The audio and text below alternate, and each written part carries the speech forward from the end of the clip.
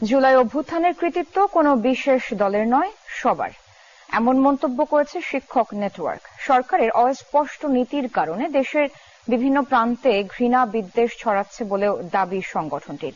আর অভ্যুত্থানের সময় পুলিশের কর্মকাণ্ড দেখে মনে হয়েছে তারা এদেশের মানুষ নয়, এমন মন্তব্য করেছেন উপদেষ্টা brigadier general M Sakhawat Hossain. রাজধানীতে পৃথক অনুষ্ঠানে তারা এসব কথা বলেন।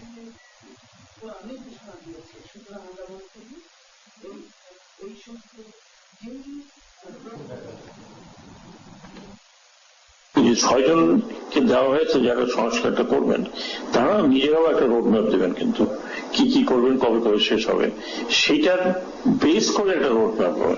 আমরা যখন আন্দাজে দিয়ে দিই যে উনি এটা করবেন, এটা করতে 6 মাস, ওটা করতে 3 মাস, এটা হয় না। বিশেষ কোনো মার্কার সরকারের পক্ষে বিপক্ষে ছিলাম না, এখনো না।